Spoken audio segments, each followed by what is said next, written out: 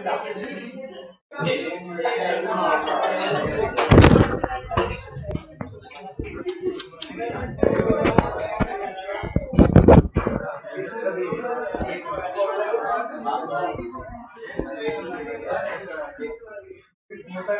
हम क्या स्टार्ट कर रहे थे आज? बीसी के तो स्टार्ट कर चुके हैं अपन लोग। चैप्टर 4।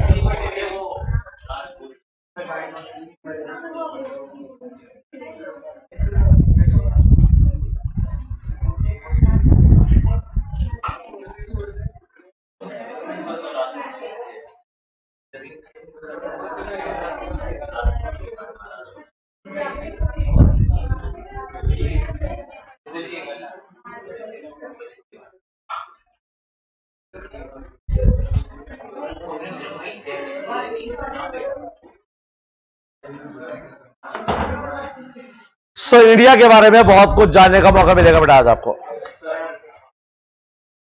शायद इतिहास से लेके और प्रेजेंट तक, वर्तमान तक।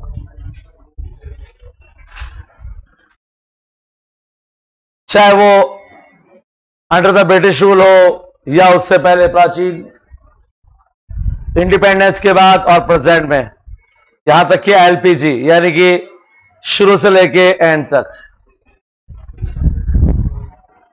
आज हम पब्लिक पॉलिसीज के बारे में जानेंगे बेटा।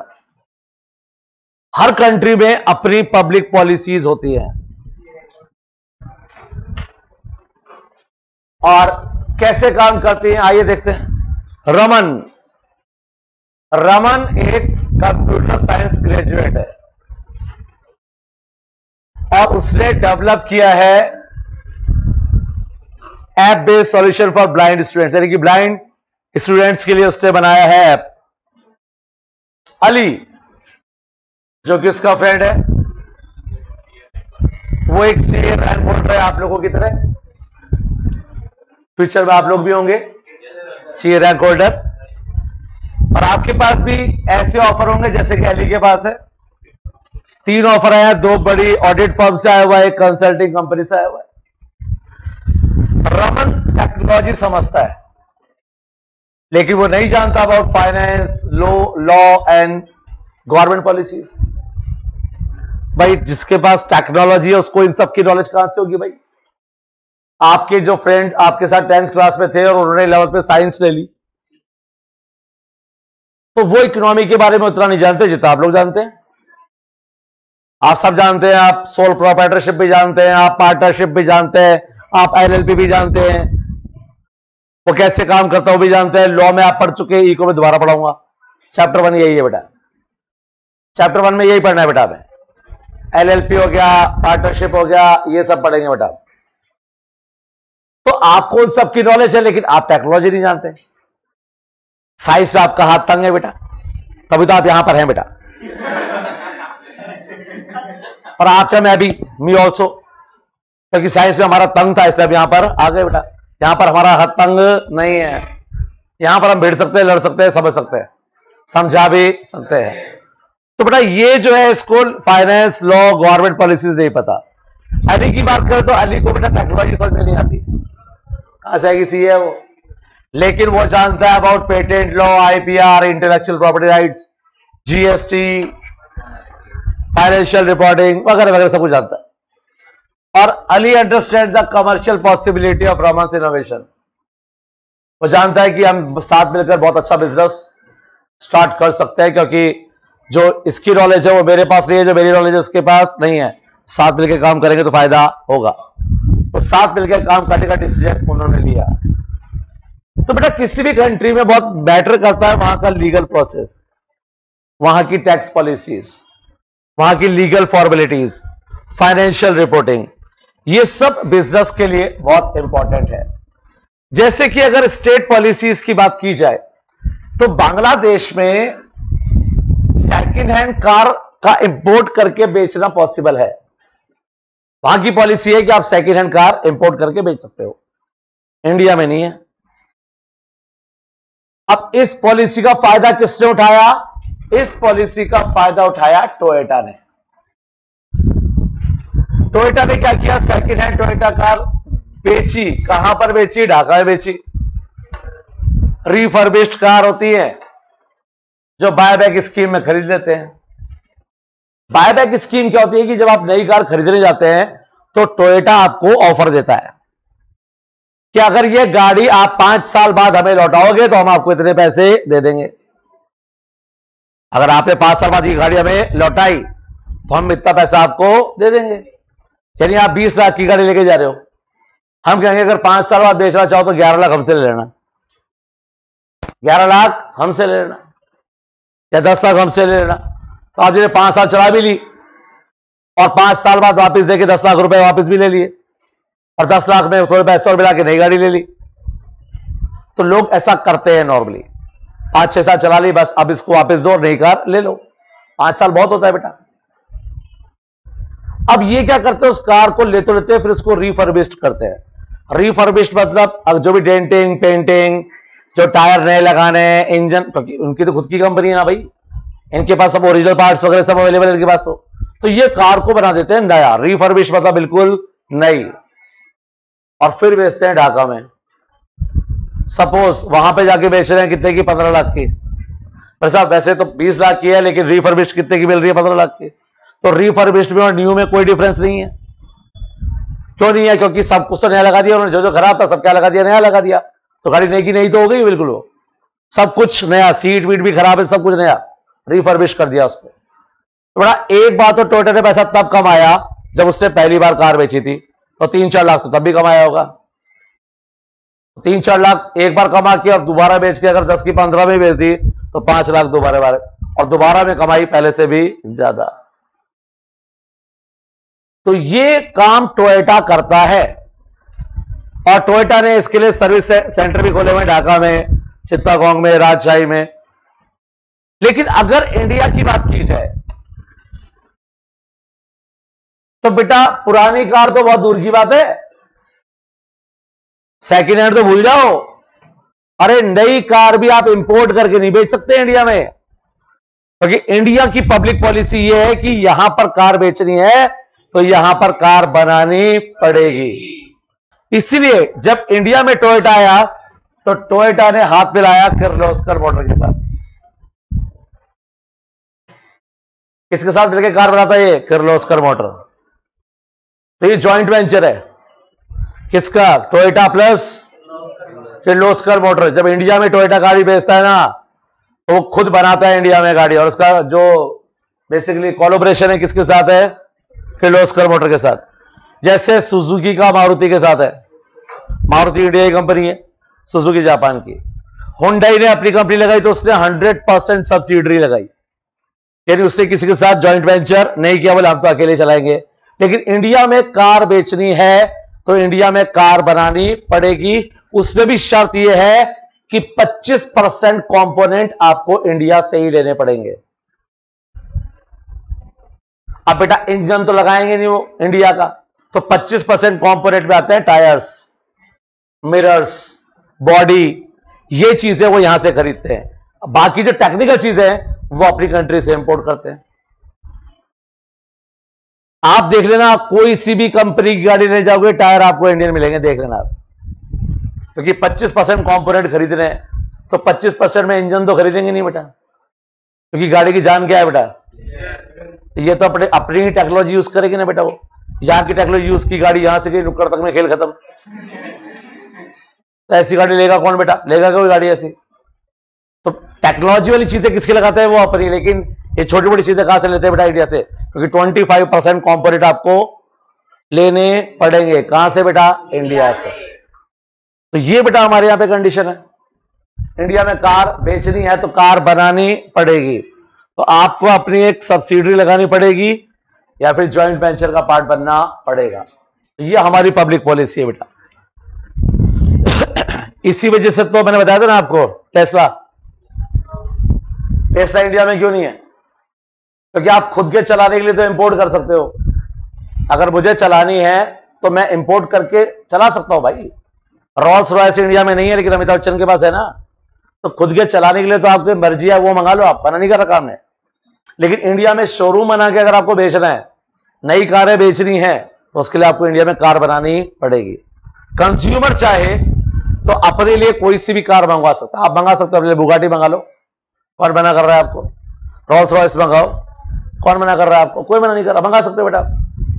लेकिन अगर आपको इंडिया में कार बेचनी है तो आपको कार बनानी पड़ेगी। 25% जो कंपोनेंट है वो भी कहां से लेने पड़ेगी बेटा? आपको इंडिया से। ये हमारी पब्लिक पॉलिसी है बेटा। वॉल्वो ने भी इसे भी काम कर रखा है बेटा यहां पर। इसके बाद चलते हैं हिस्टोरिकल स्केच। इंडिया को शुरू से देखना शुरू करते हैं। तो इंडिया में बहुत सारे रिसर्च हुए, एक्सपेरिमेंट हुए पब्लिक पॉलिसी को लेकर, खासकर यहां पर तक्षशिला, वैशाली, नालंदा, ये हमारी यूनिवर्सिटीज थी बेटा, जहां पर लोगों ने बहुत डिटेल डिस्कशन किए हैं। और आई थिंक नॉलेज का भंडार था यहां पे, ज्ञान का भंडार। क्योंकि केमिस्ट्री हमारी बहुत स्ट्रांग थी, फिजिक्स हमारी बहुत स्ट्रांग थी, मैथ्स तो बेटा स्टैट्स को वैसे ही जीरो नहीं बनाया होता हमने, तो फिर क्या कर लेते वो लोग। सबसे बड़ी खोज ही जीरो की खोज है बेटा। पॉइंट्स 10.2 दशमलव, वो भी इंडिया ने दिया बेटा, पाई इंडिया ने दिया बेटा। सो ज्योमेट्री, ज्यामिति। तो इंडिया की अगर बात की जाए तो बेटा ना तो मैथ्स में हम लोग पीछे थे, ना केमिस्ट्री में। केमिस्ट्री का एग्जांपल मैंने बताया था आपको, वो जो पिलर है उसका, अशोक का लोहा स्तंभ, जिसके ऊपर कभी जंग नहीं होती, तो कोई ना कोई केमिकल तो लगाया होगा ना हमने उस पर। यानी इतना हम डेवलप हो चुके थे उस टाइम पर। बहुत पीछे नहीं जाऊंगा क्योंकि बहुत पीछे वाली चीजों के लिए कोई प्रूफ नहीं हमारे पास, वरना प्लेन भी हमारे पास ही था। सर्जरी भी हमने शुरू की थी बेटा। सर्जरी तो इंडिया की देन है। सुश्रुत और चरक, नाम सुना होगा आपने। तो इन्होंने सर्जरी की शुरुआत की, तो प्रूफ है। हालांकि हम उससे पहले एक बहुत बड़ी सर्जरी कर चुके हैं, जिसके बारे में फिर वही चीज है कि कोई प्रूफ नहीं है हमारे पास। दुनिया की सबसे बड़ी सर्जरी गणेश जी, इंसान की गर्दन हटा के हमने, हाथी की गर्दन लगा के और गणेश जी को जिंदा किया। तो कितनी बड़ी सर्जरी थी बेटा वो। लोग इसका मजाक उड़ाते, बोले ऐसा भी हो सकता है क्या? अरे भैया क्यों नहीं हो सकता, साइंस है। अमेरिका में अभी कुछ दिनों पहले ही आदमी का हार्ट काम करना कम कर दिया था, तो उसकी जगह सुअर का लगाया है।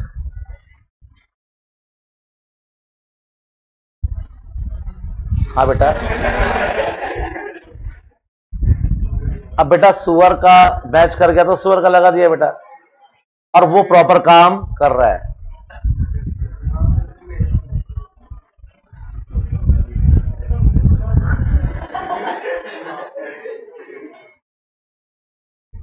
मैं किसी रेस्टोरेंट में था और वहां पर ये न्यूज चल रही थी, और मेरे थोड़ा सा पास में ही 2-3 बच्चे बैठे हुए थे, स्टूडेंट्स हैं आपकी तरह। तो जैसे मैंने न्यूज सुनी तो एक बच्चा सोचने लगा, दूसरे बोले क्या हो गया भाई?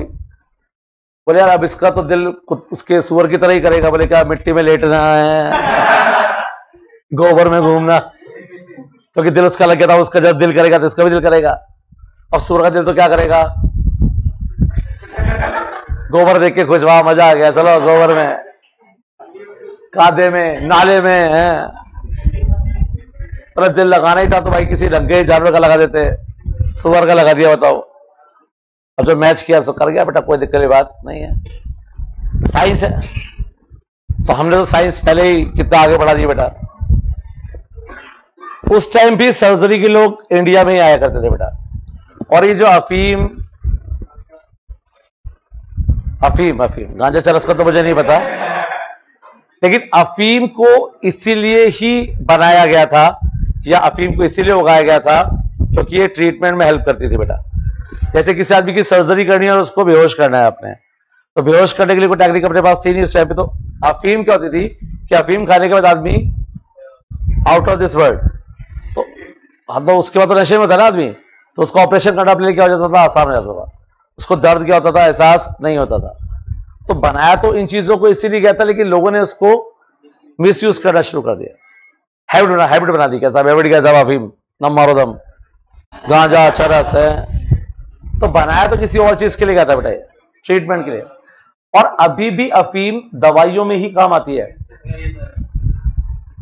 गवर्नमेंट खुद अफीम की खेती करवाती है, हाँ, गवर्नमेंट ऑर्डर देती है अफीम की खेती करवाते हैं, और अफीम की जो खेती होती है उससे बनती है टैबलेट्स, मॉर्फिन एक टैबलेट आती है जो अफीम होती है, और ये दी जाती है जो कैंसर के लास्ट स्टेज के पेशेंट्स होते हैं उनको, क्योंकि तब कोई भी दवाई उनके लिए काम करना बंद कर देती है बेटा, और दर्द इतना होता है कि उसको बर्दाश्त करना पॉसिबल नहीं है, तो फिर लास्ट स्टेज पे दी जाती है उनको मॉर्फिन की एक गोली खाई और आउट ऑफ दिस वर्ल्ड, फिर उसको इस दुनिया से कोई लेना देना नहीं है। अब लास्ट स्टेज का पेशेंट है, वैसे ज्यादा दिन उसके पास है नहीं, तो सबसे पहले उनको प्रॉक्सीवन कैप्सूल आते हैं, वो दिए जाते हैं। जब उससे दर्द रुकना बंद हो जाता है तो फिर इंजेक्शंस होते हैं, एक इंजेक्शन लगाया तो 12-13 घंटे तक दर्द फील नहीं होता। फिर उसके बाद एक चिप आती है, मतलब एक लाइक बैंडेड की तरह होती है, जॉनसन की आती है, चिप आती है। उस चिप को लगाने के बाद 24 घंटे तक आपको दर्द फील नहीं होगा। अगर कोई आपके से हड्डी तोड़ के 2 टुकड़े भी करते ना, आपको दर्द फील नहीं होगा, 24 घंटे तक आप दर्द फील नहीं करेंगे। और जब वो चिप भी काम करना बंद कर देती है तो लास्ट में फिर मॉर्फिन होती है। क्या लास्ट क्या बेटा? मॉर्फिन। तो वो भी हमने क्यों बनाई थी? दवाई के लिए थी। हमारा जो मेन ऑब्जेक्टिव था वो था दवाई, और आज भी वो क्या काम आ रही है बेटा? दवाई तो काम आ रही है, बस लोग इसको मिसयूज ना करें तो बेटा दवाई है बेटा वो, क्योंकि लोगों ने दवाई की जगह उसको कुछ और ही बना लिया बेटा। चंद्रगुप्त मौर्य का नाम सुना होगा आप। चंद्रगुप्त मौर्य के टाइम पर उनके ग्रेट इंटेलेक्चुअल गुरु थे जिनका नाम था चाणक्य। जैसे चाणक्य को हम कौटिल्य भी कहते हैं बेटा, और उनको हम विष्णुगुप्त भी कहते हैं, क्योंकि जो उनका रियल नेम था वो था विष्णुगुप्त। उनके फादर का नाम था चाणक्य, इसलिए चाणक्य से हो गए चाणक्य। और कुटिल राजनीतिज्ञ थे वो, कुटिल बुद्धि, इसलिए उसको कहा गया कौटिल्य। तो कौटिल्य, चाणक्य, विष्णुगुप्त एक आदमी थे जिन्होंने लिखी थी अर्थशास्त्र, the real father of economics. आपने फादर ऑफ इकोनॉमिक्स से पढ़ा है ना, real father of economics. Eco के असली पापा कौन है और नकली पापा कौन है? तो एडम पापा कौन? नकली। और असली कौन? तो अगर वो फादर तो दादाजी है पापा के। गुड।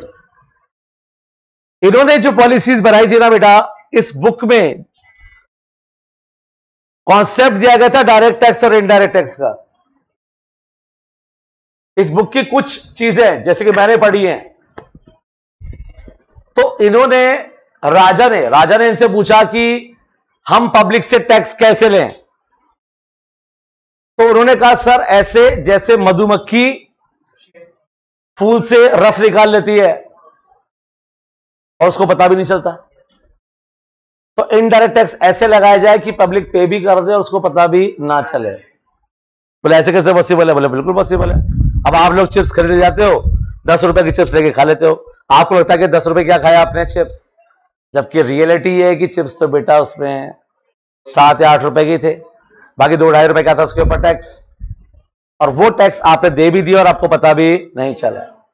आप तो यहां इको बैठ के पढ़ रहे हो ना, तो आप लोग फिर भी शायद इस बात को सोचे, लेकिन जिन अब साइंस का स्टूडेंट है कोई, वो चिप्स खरीद के खा रहा था, उसको कभी आइडिया लगा पा रहा है कि टैक्स से जुड़े हुए इसके अंदर? उसके लिए 10 रुपए का चिप्स बताओ, 10 रुपए के चिप्स, और जो पढ़ा लिखा ही नहीं है उसके लिए 10 रुपए के चिप्स। तब क्या आप जानते हो कि चिप्स कितने रुपए के? शायद 5 रुपए की, 2 रुपए की हवा तो होती है इसके अंदर, तो 5 रुपए की चिप्स, 2 रुपए की हवा और 3 रुपए टैक्स। 10 रुपए पैकेट में टैक्स वगैरह गैस के और टैक्स के निकाल दे तो 5 रुपए के चिप्स। ये कॉन्सेप्ट इन्होंने दिया था। सोचो उस टाइम पे जब कोई स्ट्रॉन्ग टैक्स सिस्टम नहीं होता था, उस टाइम पर भी उन्होंने टैक्स के लिए इतना बेटर कॉन्सेप्ट बनाया।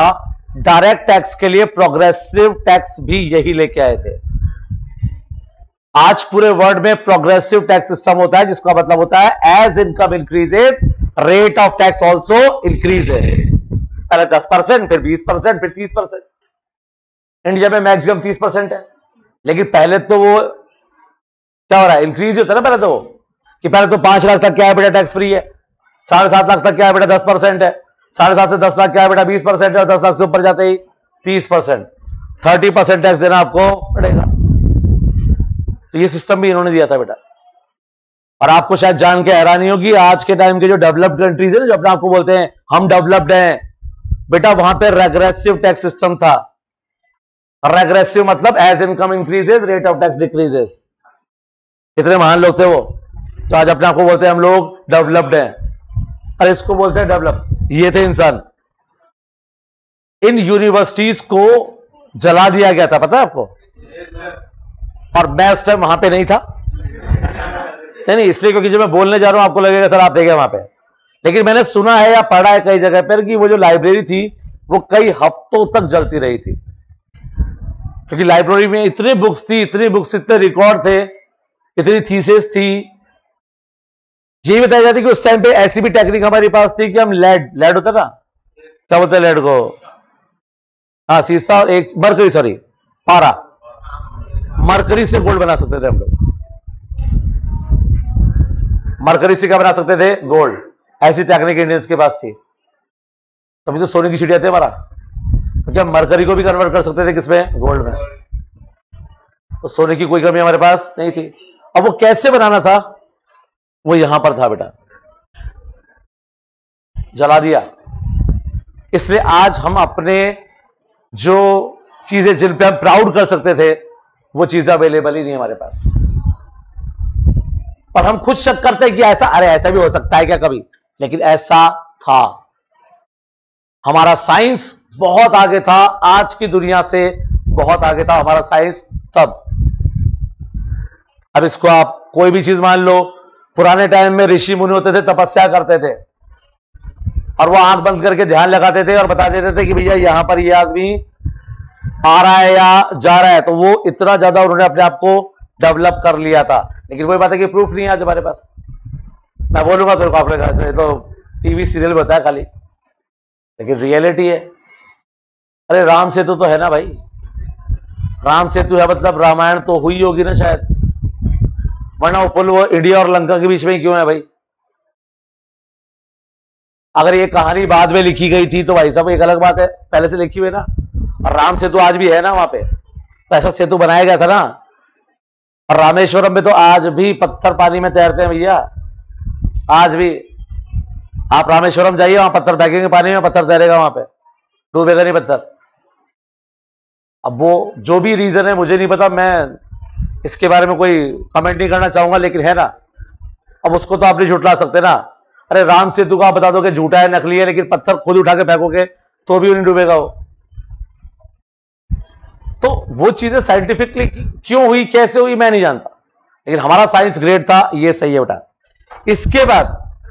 इसके बाद बेटा बहुत ज्यादा एक्सपेरिमेंट पब्लिक पॉलिसी को लेके ग्रीक सिटीज में हुए और रोमन एम्पायर में हुए थे। दो यहां पर फिलोसफर भी है, प्लेटो है, अरस्तु है। प्लेटो और अरस्तु जो थे ये भी फिलोसफर थे, इन्होंने भी पब्लिक पॉलिसीज को लेके बहुत सारे कॉन्सेप्ट बनाए। अरस्तु को अगर आप पढ़े तो अरस्तु ने बहुत बेटर कॉन्सेप्ट दिए थे कि कैसे राजा को राज्य चलाना चाहिए, अपना स्टेट कैसे मेंटेन करना चाहिए, प्लेटो ने भी दिए थे। और इसके बाद आ गए अशोका द ग्रेट। अशोक महान मगध पे रूल करते थे और इन्होंने पॉलिसी दी पीस एंड हार्मनी। ये एग्जाम में क्वेश्चन पूछ सकता है कि किसने दी थी आपको पॉलिसी पीस और हार्मनी की? शांति अहिंसा, किसने दी थी पॉलिसी भाई साहब? Ashoka the great. Ashoka the great.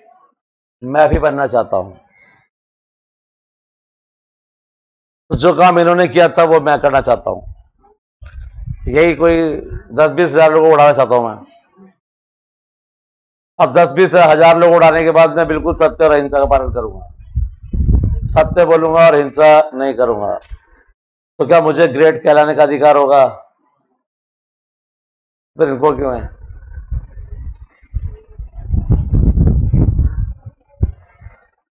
जितनों को मार दिया उनका क्या? अगर इन्होंने, देखो महात्मा बुद्ध, ठीक है, महावीर स्वामी, इनके बारे में जानते हैं आप लोग, बचपन से ही इनके माइंड में वो चीज आ गई थी ना, जीवों का ध्यान रखना है, अहिंसा चलना है, अहिंसा पे हिंसा नहीं करनी है, दैट्स उनको ग्रेट कह सकते हैं, वो ग्रेट हैं क्योंकि उनके मन में वो चीज बचपन से थी। इन लोगों का हृदय परिवर्तन जब हुआ तब तक ये बहुत ज्यादा विनाश कर चुके थे। हां, अगर विनाश करने के बाद इंसान में अकल आ जाए और वो अपने आप को इस में परिवर्तित कर ले तो उसे महान कहलाने का हक है या नहीं है, मैं कुछ कहना नहीं चाहूंगा यहां पे, लेकिन मेरे हिसाब से नहीं है, क्योंकि इन लोगों ने इतना किया है, लोगों को मारा है, हजारों लाखों लोगों को मारने के बाद अगर आपका हृदय परिवर्तन हो जाता है बेटा, तो आप महान नहीं है बेटा। महान तब होते ही जब आप लड़ाई शुरू ही नहीं होने देते। आप लड़ाई शुरू होने से पहले आप ये बोलते, कलिंग वॉर के बाद, कलिंग वॉर में लाखों लोग मरे थे, उसके बाद इन्होंने हृदय परिवर्तन किया था अपना। तो भैया कलिंग वॉर से पहले अगर ये हृदय परिवर्तन हो गया होता तो शायद ये ग्रेट कहलाने के लायक थे, इन्हें महान कहा जाना चाहिए। नेक्स्ट में अकबर भी ग्रेट है, पता है आपको? कहां गए? हाँ ये रहो, अलाउद्दीन खिलजी भी।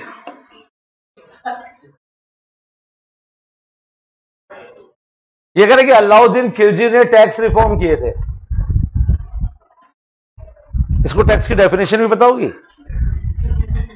What is the definition of tax? इसने टैक्स रिफॉर्म कर दिए। मैंने भी देखी थी पिक्चर, इसको तो टैक्स से कोई लेना देना ही नहीं था। इसको तो देखी थी क्या आप लोगों ने? पद्मावत, तो अलाउद्दीन खिलजी जो था वो टैक्स रिफॉर्म किए थे उसने, पता है आप लोगों को? हाँ, उस पिक्चर में अच्छा दिखाना चाहिए था ना, उसको बताना चाहिए था उसने पब्लिक के लिए कितना काम किया, उसने टैक्स रिफॉर्म किए, कितना अच्छा इंसान था वो। हमारी प्रॉब्लम ये है बेटा, हमारी प्रॉब्लम ये है कि हम लोग वो हिस्ट्री पढ़ा रहे हैं जो उस टाइम, अब इसको कैसे एक्सप्लेन करूं? आज मान लो कि मैं, आज कोई सोशल मीडिया नहीं है, कोई इंटरनेट नहीं है, कोई फोन नहीं है, कोई कैमरा नहीं है, कुछ नहीं है, और आज मैं राजा हूं और ये मेरा सेनापति,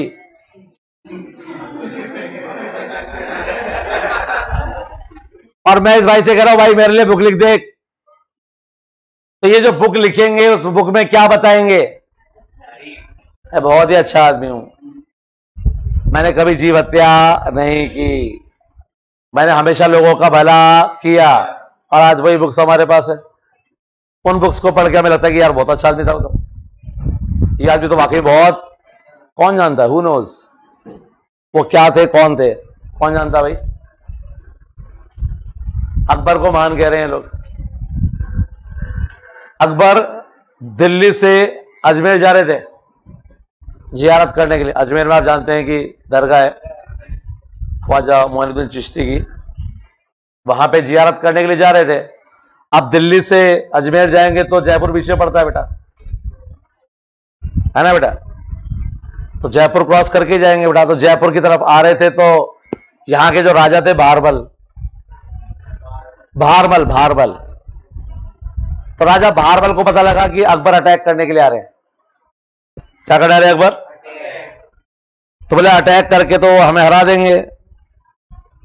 तो उन्होंने जब ये पता लगा कि आ रहे हैं तो उन्होंने चंदबाजी के पास, जयपुर से आगे ना चंदबाजी, उसके आसपास ही उन्होंने उनके रहने के लिए टेंट वेंट लगवा दिए। बोले बढ़िया साहब, कोई सेवा कर रहा तो फ्री में करवा लेते, क्या दिक्कत है? वहां पे उन्होंने आराम से अपनी सेवा वेवा करवाई। राजा उनके पास गए, राजा ने कहा कि भैया देखो तुम हम पे हमला मत करो, हम तुम्हारी अधीनता स्वीकार करते हैं, प्लीज हम पे अटैक मत करो। और साथ में इन्होंने अपनी बेटी की शादी भी उसके साथ की। जोधा, जोधा भाई। अब उस राजा से कोई पूछे भाई वो आने तो देता उसको, अरे वो जा रहा है अपने रास्ते, मैं तो रास्ते से जा रहा था। अगला बंदा अपने रास्ते जा रहा है, इन्होंने उसको खजाना भी दिया, अपनी बेटी की शादी भी की, साथ में दास दासियां घोड़े हाथी गिफ्ट। अकबर ने बोला बढ़िया, फ्री में मिल रहा तो टेंशन क्या, फ्री में मिला तो कोई टेंशन नहीं है। ऐसे ऐसे राजा हुए बेटा हमारे यहां पर। अब अकबर बोल सकते थे ना कि भैया मैं आप पे अटैक करने के लिए नहीं आया हूं, मैं जा रहा हूं जियारत करने के लिए, मेरे को कोई लेना देना नहीं है आपके यहां से, आपके राज्य से कोई लेना देना नहीं है, बोल सकते थे ना। लेकिन जब फ्री के लड्डू मिल रहे हो तो अब आप ऐसे रस्ते कोई आपको रोके भैया ये ले 2 लाख रुपए ले ले, नहीं अरे ले लो प्लीज ले लो, ठीक है दे दे ले ले भैया, कौन तकलीफ हो रही है, फोकट का माल किसको ऊपर रखता है भैया। तो ये महान थे भारतीय इतिहास में। अशोक महान थे जिन्होंने लाखों लोगों को मारा, अकबर जिन्होंने खूब लोगों को मारा, खूब गिनती ही नहीं है, राजा थे बिना मारपीट के तो राजा बने नहीं थे। 14 साल की एज थी, 14 इयर्स, जब हुमायूं की डेथ हुई थी और चाचाओं ने कब्जा कर लिया था। 14 साल की एज में इन्होंने अपने चाचाओं को मारा था, 14 साल की एज में, और सब क्या बने थे, राजा। और ये तो फिर भी 14 साल के थे, इनके दादा सिर्फ 11 साल के थे, बाबर सिर्फ 11 साल, जब उनके पिता की डेथ हुई थी और चाचाओं ने कब्जा कर लिया था, तो इसने 11 साल की एज में अपने चाचाओं को उड़ाया था। बड़ी खतरनाक हिस्ट्री है बेटा हमारी, और ये इंडियन नहीं थे बेटा, ये आए थे काबुल से। चंगेज खान का नाम सुना है? उन्हीं के वंशज हैं। चंगेज खान इधर का था, काबुल साइड का। समरकंद इनका राज्य था और फरगना उसकी कैपिटल थी। तो 11 साल की एज में बाबर ने अपने चाचाओं को उड़ाया, समरकंद का राजा बन गया। तो पता लगा कि फरगना पे दूसरे चाचा ने कब्जा कर लिया, इसने आर्मी ली, चल दिया फरगना पे, फरगना पे जाके दूसरे चाचा को उड़ाया, फरगना पे कब्जे कर लिए और खुशी मना रहा था, तब पता लगा समरकंद पे तीसरे चाचा ने कब्जा कर लिया। वापिस समरकंद आया, इस वाले चाचा को उड़ाया, फिर कब्जा समरकंद पे किया, फरगना पे किसी और का कब्जा हो गया, फिर फरगना गया, फिर फरगना वाले में उसको उड़ाया, वहां का राजा बना, पता लगा समरकंद पे फिर किसी का कब्जा हुआ। 8 बार समरकंद टू फरगना, फरगना टू समरकंद, 8 बार। एक बार तो ऐसा भी हुआ कि बीच रास्ते में पहुंचा था, पता लगा कि फरगना पे तो कब्जा था ही था, समरकंद पे और हो गया इनने, ना यहां करा ना वहां करा। वापिस समरकंद गया, समरकंद जीता, बोले भाड़ में गया फरगना, चाहिए नहीं, अपन समरकंद बैठे बढ़िया बैठे। 11 साल की एज में, सोचो 11 साल के थे वो, और 11 साल की एज में उन्होंने लड़ाइयां लड़ी उन्होंने। तो मुद्दा यह है कि हिस्ट्री जो है ना बेटा, वो हमें वो पढ़ाती है जो उस टाइम पे लिखा गया। अब वो क्या सच है और क्या गलत है हम जानते हैं क्या? अकबर को अच्छा दिखाया गया, अलाउद्दीन खिलजी को अच्छा दिखाया गया, अब ये अच्छे थे या नहीं थे बेटा हमें नहीं पता बेटा, लेकिन ये कह रहे तो मान लेते हैं कि अकबर ग्रेट थे, अशोक भी ग्रेट थे, बस हम ही नहीं है बेटा। बस लैंड रिफॉर्म किए थे और टोटल लीडर थे उसके, तो काफी सारी पॉलिसीज हमने बनाई है। अब आती है India under the British rule. British rule में से आपके लिए बनेगा एक क्वेश्चन, और ये अंडरलाइन कर लो फटाफट। दादा भाई नौरोजी ने लिखी थी एक बुक, दादा भाई नौरोजी। दादा भाई नौरोजी ने एक बुक लिखी थी, poverty and un-British rule in India. तो ये बुक आपसे पूछा जा सकता है बेटा। इन्होंने कहा कि जो ब्रिटिश थे ना, वो इंडिया का सारा पैसा बाहर ले जा रहे थे बेटा,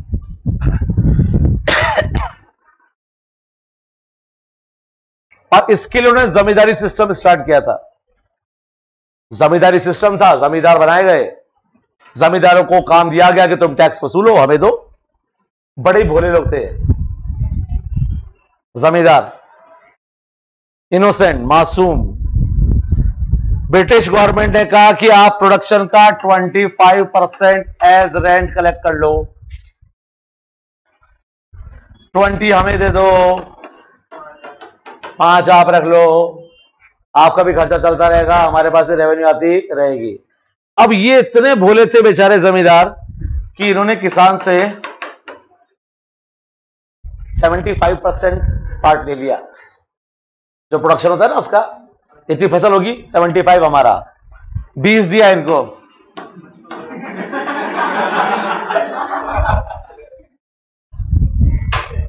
भाई जो आदमी खून पसीना बहा के उगा रहा है उसके पास 25, जिसने अथॉरिटी दी उसके पास 20, पर अपना काम बनता और भाड़ में जाए ये भाई साहब 50, 55 मजे हो रहे हैं इनके पार्टी। इनके खिलाफ कोई कुछ बोल नहीं सकता था, क्योंकि इनके खिलाफ जो बोले किसी को भी उड़ा देंगे, और ये उड़ा देंगे तो इनके पीछे तो ब्रिटिश गवर्नमेंट बैठी है, तो इनके खिलाफ तो ना तो कोई केस है, ना अपील है, ना दलील है। उड़ा दिया तो उड़ा दिया। ऐसे ऐसे बंदे होते लठ लठ वाले और बंदूकों वाले, उसने रेंट नहीं दिया, जाके गोली मार दे उसको, एक को गोली मारी, बाकी सबने अपना रेंट भाई साहब ले जाओ, सब ले जाओ, कोई टेंशन नहीं है। तो ये इतने इनोसेंट थे। इंडियन लोगों को टॉर्चर करने वाले ब्रिटिश नहीं थे बेटा, इंडियंस को टॉर्चर करने वाले इंडियंस थे। कभी ना ठंडे दिमाग से बैठ के इसको एनालाइज करना। जलियांवाला बाग में ऑर्डर देने वाला जनरल डायर था, चलाने वाले इंडियंस ही थे, ब्रिटिश सैनिक नहीं थे, इंडियन सैनिक थे। उन्होंने एक बार भी गोली चलाने से पहले ये नहीं देखा कि ये भी इंडियंस हैं, इसमें लेडीज हैं, बच्चे हैं, बूढ़े हैं। उसने कहा शूट शूट। तो गलती किसकी थी इसमें? इंडियंस की। ये जमींदार कौन थे? इंडियंस। और इनसे अगर किसान बच भी जाता तो इनके फूफा भी थे जिनका नाम था मनी लैंडर्स, महाजन। अब बेचारे के पास 25% बचा, उसमें वो बड़ा जिंदगी चलाए, रोटी खाए या अपने बच्चों की शादी करे या और खर्चे करे। अब और खर्चे करने हैं तो साहब कोई बीमारी आ गई, कुछ आ गई, खर्चा करना है, महाजन के पास जाओ। महाजन पहली बात तो हिसाब में गड़बड़ी करते थे, वो तो उनकी पुरानी आदत थी, लेकिन उनकी रेट ऑफ इंटरेस्ट सबसे मजेदार तो वो थी बेटा, सिर्फ 50%, 15 नहीं 50%, 50%, और वो भी कंपाउंड इंटरेस्ट। और ये 50% ईयरली नहीं था, अरे मंथली था भाई, मंथली। जैसे मान लो कि किसी को जरूरत पड़ी, कैल्शियम क्या अपने पास जरूरत पड़ी उसको, तो वो लाला के पास गया, लाला पैसे चाहिए। लाला ने कहा एक काम कर 20,000 रुपए ले जा, 20,000 रुपए दे दिए। तो पहले महीने का इंटरेस्ट हो गया। अब तो किसान की तो 6 महीने बाद फसल कटेगी, किसान पैसे देने कब आएगा? 6 महीने बाद, जब फसल कटेगी तभी आएगा। 20,000 रुपए आज लेके चला गया, पैसा मिलेगा 6 महीने बाद। 6 महीने में यह अमाउंट कितना पहुंचेगा मैं बताता हूं बेटा। पहले महीने का इंटरेस्ट है 10,000, ऐड कर दो बेटा 30,000। अब अगले महीने से कंपाउंड स्टार्ट करो। 30,000 का दूसरे महीने में इंटरेस्ट हो गया 15,000, ऐड कर दो बेटा, कितने हो गए बेटा? 45,000। 45,000 का 50%, 22,500 ऐड कर दो बेटा इसमें। तीसरे महीने में अमाउंट हो गया 67, इसका आधा करो बेटा,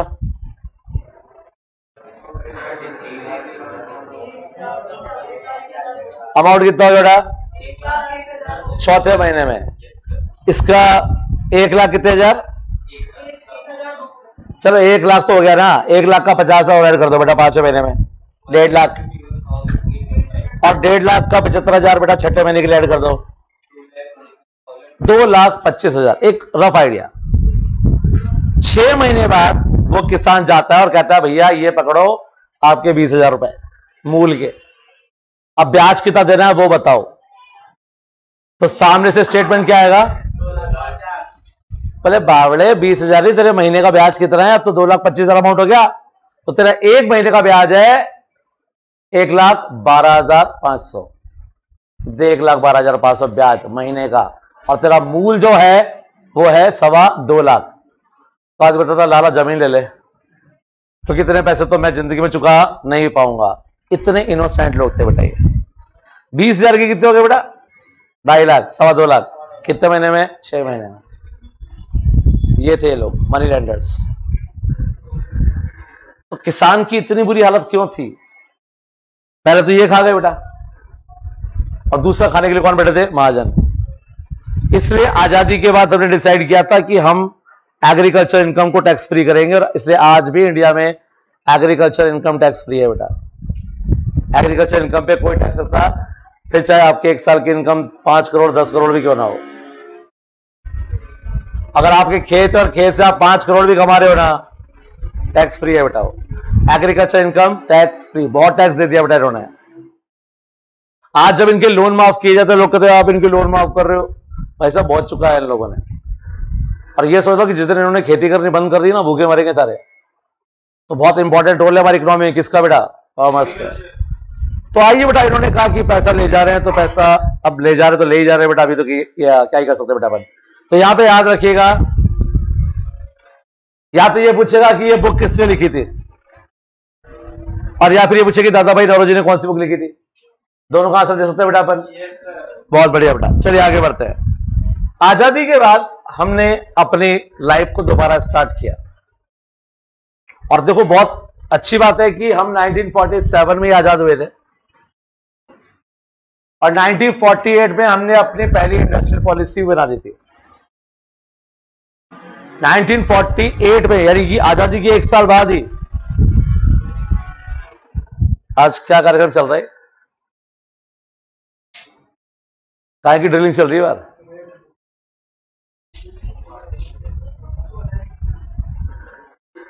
हाँ बेटा, नए एसी लग रहे हैं क्या, बढ़िया बढ़िया।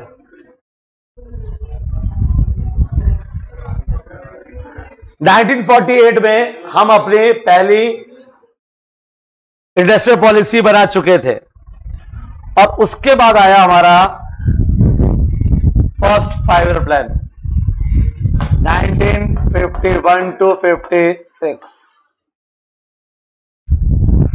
और इंडस्ट्रियल पॉलिसी चेंज की हमने 1956 में। तो हमारा फर्स्ट 5 ईयर प्लान था 1951 to 56,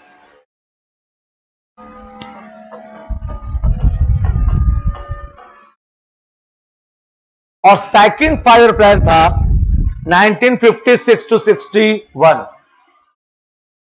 इन दोनों प्लान्स में एक बहुत बड़ा डिफरेंस था। फर्स्ट 5 ईयर प्लान सिर्फ एग्रीकल्चर के लिए था, किसके लिए था बेटा, एग्रीकल्चर, और सेकंड था इंडस्ट्रीज के लिए। इस प्लान को कहते हैं नेहरू महालनोबिस मॉडल। महालनोबिस, आपने 12th में इको पढ़ी है ना, इंडियन इकोनॉमी, अच्छा 11th में थी आपके। प्रसन्ना चंद्र महालनोबिस, पीसी महालनोबिस, उन्होंने और नेहरू जी ने मिलकर डिसाइड किया था कि सेकंड 5 ईयर प्लान से हम इंडिया में बड़ी इंडस्ट्रीज लगाना शुरू करेंगे। और इस 5 ईयर प्लान में, यानी सेकंड में, हमने भिलाई, दुर्गापुर, राउरकेला में स्टील इंडस्ट्रीज लगाई भी थी। तो ये एक बहुत बड़ा टाइम था हमारे लिए, क्योंकि अब हम बड़ी इंडस्ट्रीज लगा रहे थे सेकंड 5 ईयर प्लान में।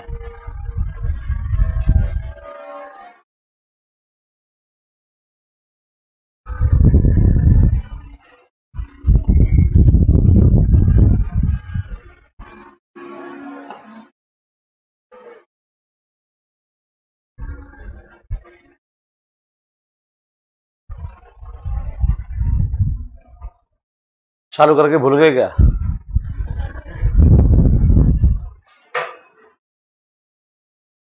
आजादी के बाद 3-4 डिकेड्स, यानी कि आप 30-40 साल मान सकते हैं, यानी कि 90s तक हमारी इकोनॉमी में डोमिनेट जो कर रहा था वो कर रहा था पब्लिक सेक्टर। देखो, आजादी से लेके 1991 तक हमारी इकोनॉमी मिक्स्ड तो थी, लेकिन सोशलिस्ट बेस्ड मिक्स्ड इकोनॉमी थी, यानी गवर्नमेंट का पार्ट ज्यादा और प्राइवेट सेक्टर का पार्ट कम। और 1991 के बाद भी हमारी इकोनॉमी मिक्स्ड है, लेकिन अब फर्क है बेटा, अब कैपिटलिस्ट बेस्ड मिक्स्ड इकोनॉमी है, क्योंकि प्राइवेट सेक्टर की पावर क्या है, ज्यादा। और तभी तो डेवलपमेंट हुआ बेटा हमारे यहां पे। डेवलपमेंट की शुरुआत ही कहां से हुई, जब ये एलपीजी है उसके बाद ही हुआ बेटा यहां पर। और हमने स्टार्ट कर दिया था 1991 में एलपीजी, लिबरलाइजेशन, प्राइवेटाइजेशन, ग्लोबलाइजेशन। सो अब बेटा मार्केट बूम पर जाने वाला था। तो हम कंपेयर करने वाले हैं यहां पर इस टेबल में कि 50s में 90s तक क्या था और 90s के बाद क्या हुआ। आइए, तो ये है 1950 से लेकर 1990 तक, और ये है 1990 से लेकर 2022 तक।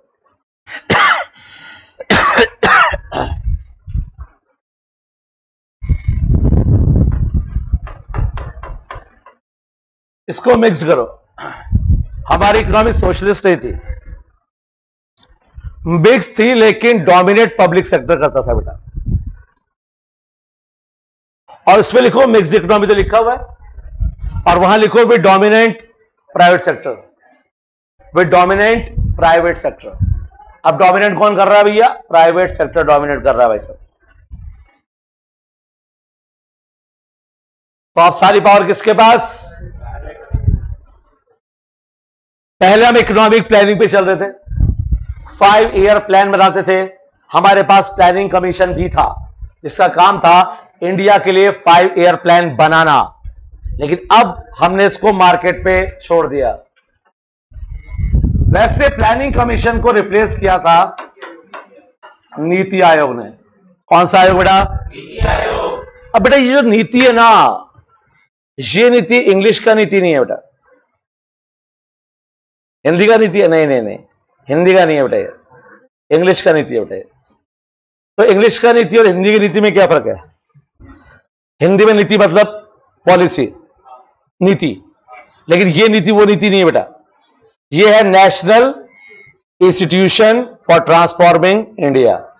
सो नीति का नाम नीति नहीं है, नीति का नाम है national institution for transforming India. लिख लो, NITI Aayog, national institution for transforming India, national institution for transforming India.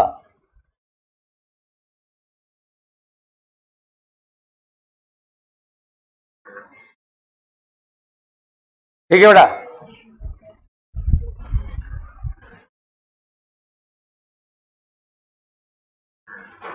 इसके बाद बात करें तो उस टाइम तक हमारी इकोनॉमी क्लोज थी। अब इसको क्लोज्ड इकोनॉमी क्यों कहते हैं बेटा। हम आजाद हुए थे 1951 में, हुए थे क्या आजाद हम। और तब बैठ के हमने सोचा, दिमाग लगाया कि आखिर ऐसी कौन सी गलती की थी भाई, ऐसी कौन सी गलती की थी जिसका 200 साल तक नुकसान भुगतना पड़ा। तो सारा एनालाइज करने के बाद हम कंक्लूजन पे पहुंचे कि हमने सिर्फ एक ही गलती की थी, और गलती यह थी कि हमने ईस्ट इंडिया कंपनी को इंडिया में आने दिया। अगर ईस्ट इंडिया कंपनी इंडिया में आती ही नहीं तो हम कभी गुलाम होते ही नहीं। तो हमने कसम खाई कि अब हम एमएनसीज को इंडिया में नहीं आने देंगे ना, बैन। एमएनसीज इंडिया में अलाउ नहीं है। फिर भी किसी ने कोशिश की कि साहब मैं तो इंपोर्ट करूंगा, मैं तो एक्सपोर्ट करूंगा। बोले अच्छा इंपोर्ट करेगा, कर ले।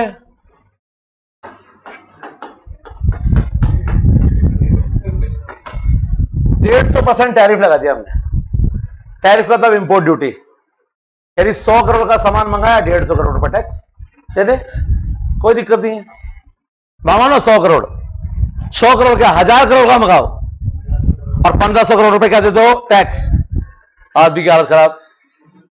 फिर भी किसी ने हिम्मत दिखाई, साहब मैं तो अभी भी इंपोर्ट करूंगा।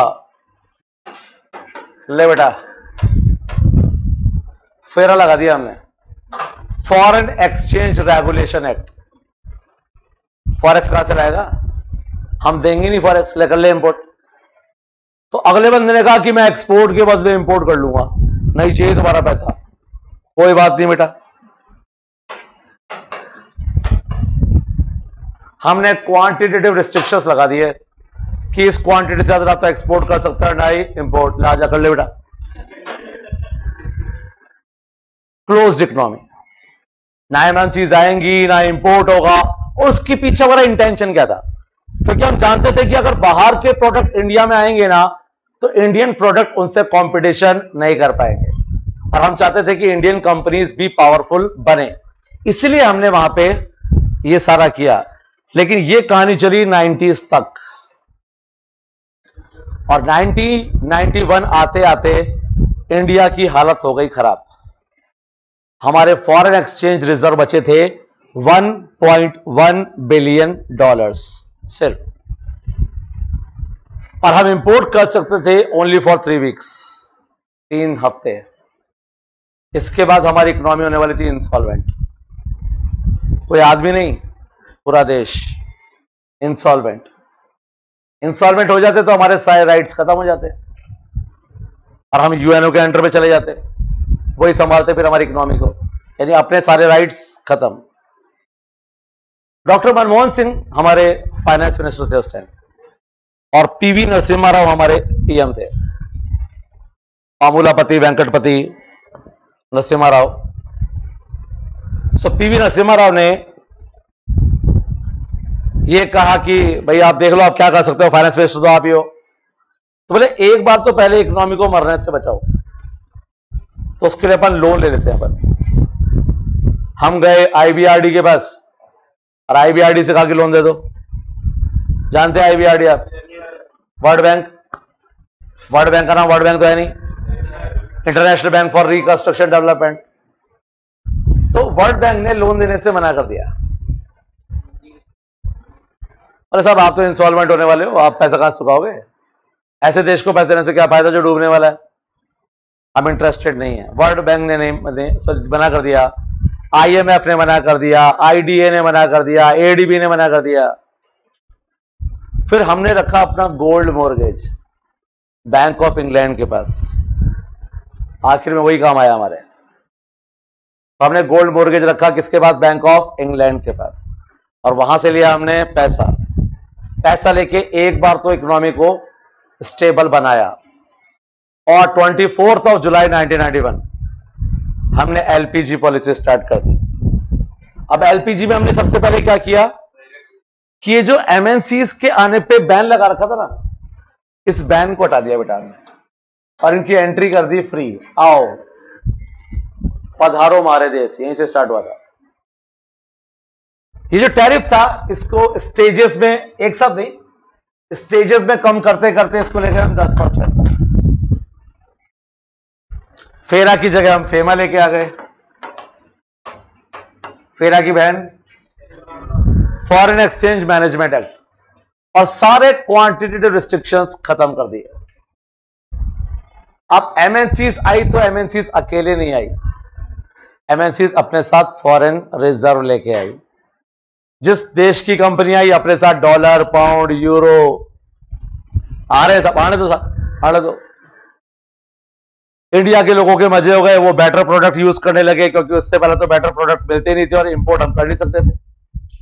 अब हमारे पास एमएनसीज के प्रोडक्ट आने लगे, लोग बजाज के स्कूटर की जगह बाइक चलाने लगे। और तब कोलैबोरेशन किस किस का हुआ, राजदूत का हुआ था यामाहा के साथ।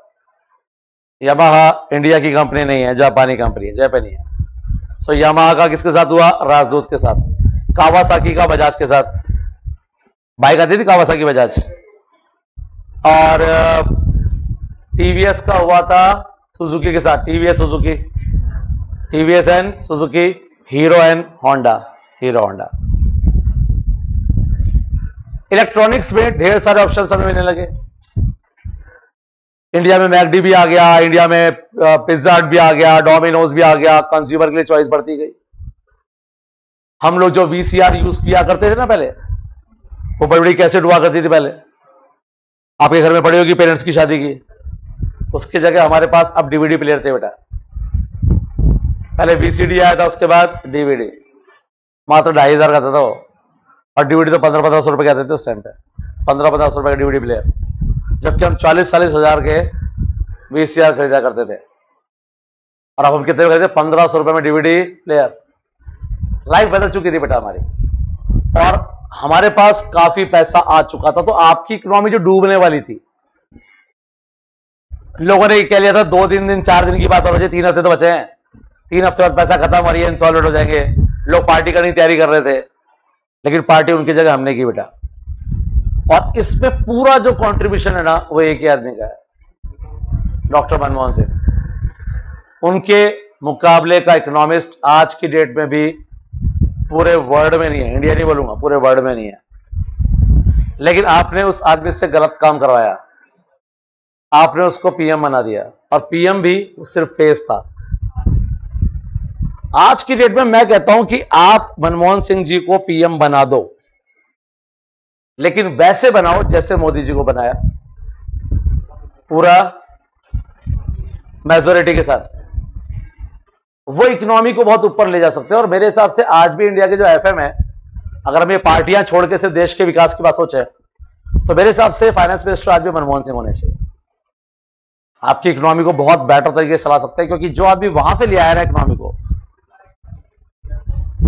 भाई जो बच्चा टॉपर है ना, उसकी रैंक दिला देना कोई बहुत बड़ा टास्क नहीं है बेटा।